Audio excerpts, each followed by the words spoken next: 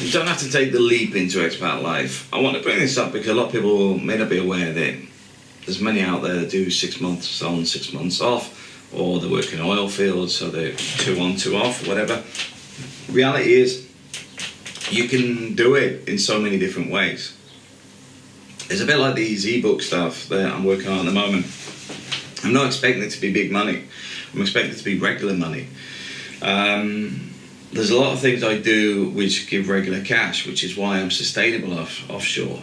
And that's one thing a lot of people overlook when they're very critical on myself, is quite simply, I've been abroad a decade already. And I don't have a pension. I've developed stuff over time. And at the same time, yeah, I'll hop to the UK now and again. But like now, when was I last in the UK? I did 3 months last year. And then before that, I get at least a year between each trip back, roughly. But when I'm going back, it's normally because of bigger things. Building a house, or in this case, there's something I want to buy in this area. So the point being is, I'm going back to the UK to fund it. At the end of the day, if I just want to sit on my backside, I could do already. But it's took time to get there. And there's a lot of people out there that do a similar thing, or simply just work up to their pension, but instead of going to, say, the UK, they go overseas. I got a guy I work with on contracts. He lives in France. Between contracts, he just goes to France. He doesn't stay in the UK whatsoever. He's like myself. As you can see here, got a very basic phone. Basic phone has the UK number on it. So they phone you up and say, can you be there on Monday? And you say, yes, I can. Because as long as you give me like 3 days notice, I can arrange for a Monday. And at the same time, you can go there. Like, I've got 5 different things coming up at the moment. 3 of them are permanent roles, but at the same time I've got some flexibility in them. And 2 of them are contractual, where there'll be like a 4-month stint where you just work in solid for 4 months, and then you can take another year off at the end of it. The point being is, you can set your life up for this. You can save for it. I remember years ago I bumped into a guy. He was quite young, because he married at 19. Something happened in his relationship, but she didn't get the house, because I don't think she lived in the house. There was something with the house, to the point that he simply sold it. And then he went off to Australia for a period of time. It might be he actually did have to give up half there. I was thinking about it, because he'd paid it off. He had no debt on the house. But basically come out of the relationship and went to Australia for a year. Because he took the money out of the house and he basically spent it. And then he come back to the same factory. I think that was 2 years later, because he went there for a year, liked it and stayed there. Come back and was working 7 days a week, building up the money to go again. The point being is, if you're focused on it, you can make it happen. It doesn't matter where you're going. I mean, this is the thing. I mean, I know I put a lot in the Philippines because that's where I went. But I have spent time in other countries. It's just a lot of the places I've been, I'm contractually obliged not to talk about them. Not because of anything untoward, but a lot of it's down to security reasons, you know, for oil resources and things. I mean, been to Qatar, been to Oman, been to Egypt, been to several other places. But beyond that, you can't say, I was in this town or whatever. They don't even like you. Well, a lot of places they won't let you take photos, even for a holiday snap, at the signs of each sign out of town, because there's lots of reasons they do not want people knowing those locations. But the point being is, the opportunity is there to travel. And if you can't do it on a 6-month stint, or don't work in the oil field or whatever, things like YouTube are prime examples where you could make some extra cash and just leave it to build up. set up a little savings account for it and just let it build up. So that you go in there and after a while, it's got enough for a free holiday. It's got enough to go for 3 months. And then while you're there, you actually generate more videos. And then you've got money for another 6 months. Because once the videos are up there, they are constantly feeding cash flow. Because even if you're getting 2 pence a video, it doesn't really matter, because over time, it's up there, you were doing it anyway, you've left it to generate revenue, it's still cash in the bank. And a lot of people will say, well, it's too much hassle, it's too much hassle. A lot of things in life are too much hassle. The people that are normally telling you that are the ones making money from you. Look at cars. The hassle I've got with my bloody car at the moment. But at the same time, when I first started driving, I had a Ford Cortina Mark V. And it was the Jetta as well. It was the top of the range one, big comfy seats and everything. But do you know what? I changed the alternator myself. Sometimes we change the exhausts, change the brakes myself. Pretty much, we repaired everything. The contacts, changed the distributor, pretty much everything. Fuel pump, the lot. Everything got changed. But who did it? Not the garage. The only time the garage got involved was when I actually seized the engine because it had frozen. We had a sharp come out of work the one day, and the place had just frozen. I mean, you could feel, as soon as you walked out the building, you could feel the ice on your face, and it had frozen my engine. But that went to a friend of mine. He took the entire engine apart and rebuilt it. But ultimately, I didn't need a main dealer. I didn't need a diagnostic computer on there. Because guess what? That is not for your benefit. That is for main dealer benefit. That is, you need to come to our service center. You've got to get it done by us. You've got to be a secondary garage that pays us licensing for the software to do the diagnostic testing on these cars, so we can get a profit year in, year out. It's not about the car. It's about the servicing. Now, the reason I bring this up is, like I'm saying, a lot of stuff out there is driving you to get that money going ching, ching, ching, ching, ching, ching on a regular basis. They don't want to sell you one car. They want to sell you the spares. They want to sell you the maintenance. They want you to be locked into them, a higher purchase or whatever. They're not after a single sale. It's a long list of things they want from you. Now, you look at software today. You look at things like Steam, you look at things like the Xbox Live. A lot of it is trying to lock the games into their systems. Do you know what? When I first started getting computer games, I used to buy them for about £1 for the old Spectrum. And the funny thing is, after 6 months or whatever, you got bored of it, you could still sell it for 50 pence. What about now? Because you don't own a lot of this stuff.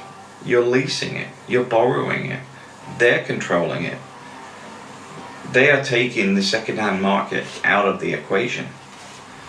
But at the same time, it's about the regular cash generation. It's about subscribing to our servers on an annual basis. It's about having this multiplayer experience that we can bill you for, because they've moved away from single player, because they know single player is buy game, play game, own the game, sell the game, to multiplayer, play and pay, play and pay, play and pay, friends, play and pay. It's a constant. You look at Adobe, you do not buy Photoshop anymore. You do not buy Adobe products, you lease them month to month. Now you have to wonder, is that a good business model? Because for me, if you're on the receiving end, yes it is. But if you're on the spending end, no it's not. And this is what I'm saying, things like YouTube videos. Once they're done, they're up there, they're generating revenue on a constant basis.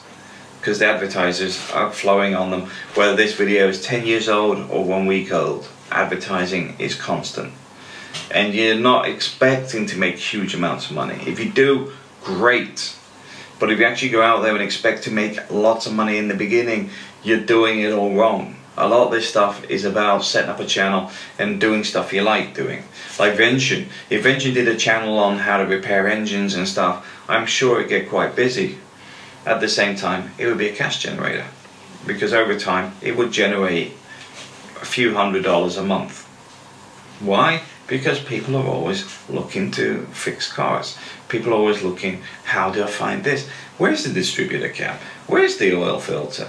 Where's whatever? The point being is, that is information people are looking for all the time. Like PrestaShop. You know, I did a couple of videos on PrestaShop, there's more to come. But I know a few people who go out there, but there's already tutorials out there. But at the same time, a lot of the tutorials are 3 years old now. These are new ones. And I could put this up here, and in 5 years' time, there'll still be people looking at them. Because there's still a lot of the stuff the same, but ultimately, a lot of people are looking for the latest version when they set up.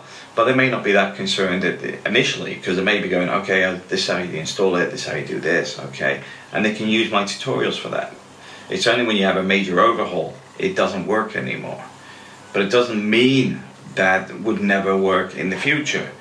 Because, for example, let's say you're using an older version of Excel, and you do Excel tutorials for an older version.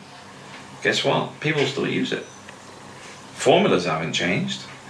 Visual Basic, for example, doesn't work on the Mac, but at the same time it does on the Windows side. But they are changing a lot of the software because they're trying to drive people onto the 360. But a lot of people like myself do not want 360. So there'll always be a market for it, and there'll always be information that people want, and there's always problems that people need solving. A lot of the problem in the NHS relating to the viruses, when they had this ransomware, is because the machines are that old. They're using obsolete versions of software. Now, if a massive employer of 1.5 million people is using obsolete software because of licensing costs, how many people do you think need obsolete software training? A lot. Because their latest training, and I had this with, try to remember the name of the software. There was a certain piece of software that I've been trained on, and I knew it inside out. And the company asked me to set up their website with it. And I said, yeah, fine, I'll do it. It's not my job, but it was basically, there was a lull between two contracts, and asked me if I could do it. I said, great, because I know you've already done it, you've got your little certificate, etc. Okay. And then I opened it up, and it's the version from 1995. Everything I learned was completely pointless and useless for them, but that's what they had a license for. So drag and drop, click and do, none of that existed. It was click, click, nothing's happening. Command line, going back to HTML and doing a lot of basic stuff, because quite simply the new version had all the bells and whistles, the old version was hardcore. People will still look for the old software even 10 years down the line. So you may not get the initial hit of the fact that what you're doing now may not be the newest car, may not be the newest software, but guess what? They will still keep getting views. And a lot of this stuff is done in your spare time. It's not done when you work. It's not, right, I'm quitting work, I'm going to sit and do this. Don't do it that way, please. What you want to do is do this, right? I'm going to start a YouTube channel. I'm going to do it on, I don't know, Windows 10 tutorials. Okay, how do you use Windows 10? Let's start with a basic one. And you do a video on that. Week later, you do another one. Week later, you do another one. And you start building up a load of videos. Now, if you want it to grow fast, I would recommend doing 10 to 15 videos at a time. In the sense of in 1 week, do 10 or 15 videos. But if the quality is right anyway, you'll find it will gather momentum over time as people see it. But I do recommend looking at the SEO and marketing it, pushing it through Twitter, LinkedIn or whatever, depending what it is. Excel tutorials, pump them in LinkedIn. There's a lot of people in there that will basically go to yours because they have a problem with it. Excel, even if it's not the video you sent up there, they're looking for a formula solution or how to do something. And yours is the solution in the sense that they've seen your Excel guru or whatever you want to call yourself. They'll click through and trying to find the video that they need. You can build it up over time. And the whole point is here is the end objective and working towards that end objective. Not assuming it's going to happen overnight. This is where a lot of people go wrong. A lot of people go, well, I did it for 2 months and I didn't make any money. Well, you have to have 1,000 subscribers these days, and you've got to be increasing your views and stuff like that to even monetize it. So 2 months ain't enough, sorry. It will take you time to get to that level. And at the same time, you may do multiple channels. You may do one on kite surfing, drones, and having spin-offs. And over time, they'll get to a certain level where you can suddenly monetize them. And once you do that, you'll start seeing you get these trickles of cash every month. And then you go, oh, I've had some extra cash. I'm going on holiday with it. I'm going to do this every year now, because that's now funding one free holiday a year, because it was funded out of free time. Although you did a lot of work for it, it was funded from free time. So bear that in mind. Thanks for watching.